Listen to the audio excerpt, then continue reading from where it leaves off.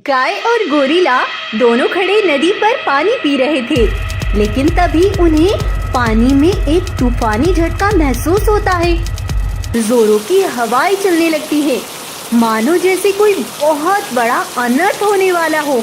ये तूफान मचाने वाला कोई और नहीं बल्कि एक बहुत बड़ा विशाल शरीर वाला सफेद शेर था। सफेद शेर पेड़ पौधे तोड़ते हुए आगे बढ़ रहा था।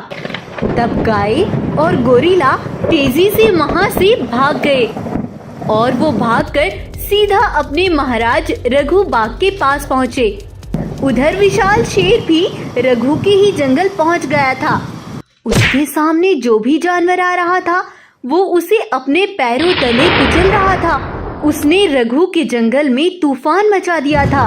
उधर वो गाय रघु से कहती है, रघु महाराज, एक खूनी तूफान बनकर वो सफेद शेर लौट आया है महाराज।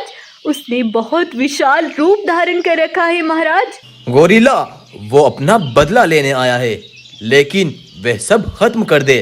इससे पहले तुम बाकी बचे जानवरों को बड़ी गुफा पर ले जाओ।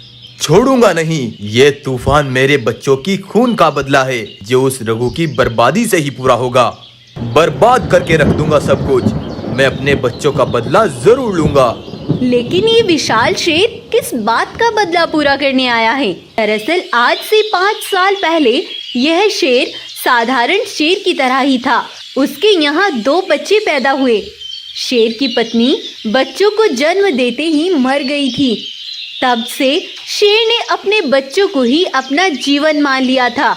लेकिन एक बार रघु बाघ ने एक पहाड़ी से शेर के दोनों बच्चों को नीचे धक्का दे दिया और वो नीचे गहरी खाई में जा गिरे और उनकी वहीं पर मृत्यु हो गई।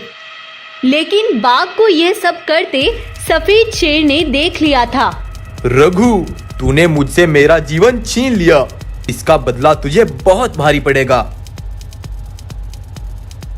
और आज ये शेर अपना एक विशाल रूप लेकर अपने बच्चों का बदला लेने आया था।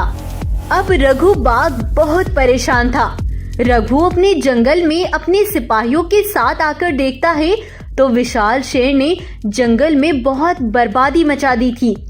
रघु यह देखकर बहुत उदास हो गया था। उधर रघु का बेटा अकेले ही जंगल में नदी पर पानी पीने के लिए जा रहा था। तब विशाल शेर उसके पास आता है। अरे बेटा, कहाँ जा रहे हो? तुम कौन हो? बेटा, तुम मुझे अपना दोस्त ही समझो। चलो, मैं तुम्हें अपने साथ परियों की दुनिया में लेकर जाता हूँ। विशाल शेर रघु के बेटे को अपनी बातों में बहला कर ले जाता है और उसे जान से मार डालता है। उधर रघु बाघ जब अपनी गुफा पर पहुँचता है तो वहाँ उसका बेटा ही नहीं था। अब रघु और भी ज्यादा परेशान हो जाता है और वो अपने सिपाहियों से कहता है, मेरा बेटा कहाँ गया मेरा बेटा? ये काम जरूर उस विशाल शेर का ही है। अब मुझे उसका सामना करना ही होगा। वो मुझे चाहे जान से ही मार डाले, लेकिन अब मुझे उसे सच्चाई बतानी होगी।